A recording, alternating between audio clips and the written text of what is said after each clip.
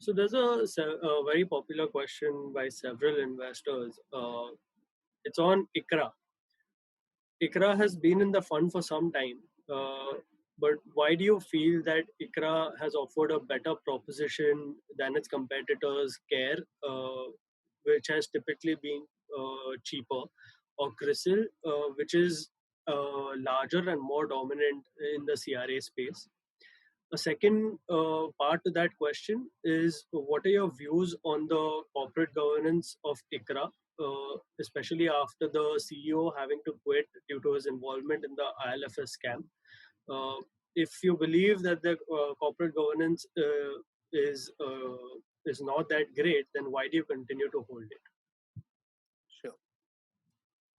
So ICRA has been one of the major contributors to the portfolio returns of PPFAS, long-term equity fund, in the initial part of the fund's journey. So this stock, I think, has been there from the first month fact sheet itself, if I'm not mistaken.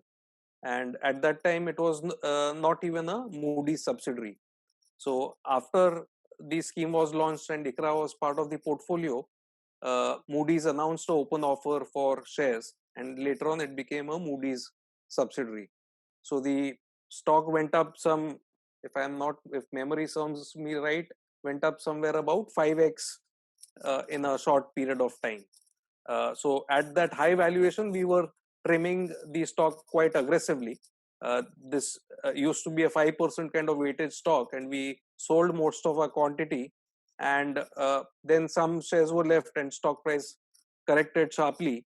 And then we have bought some in the pandemic fall in March and April. So that's been the journey with ICRA, just to provide context.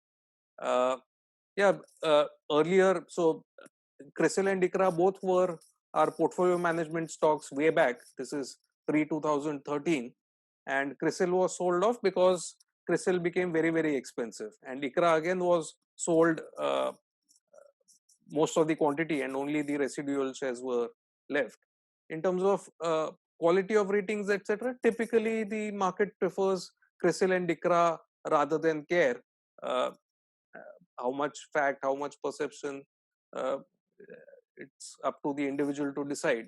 But otherwise, broadly, these two agencies have a better perception in the marketplace in terms of the rating qualities, etc. So, sure, the CEO was asked to go after the Island FS defaults and things like that.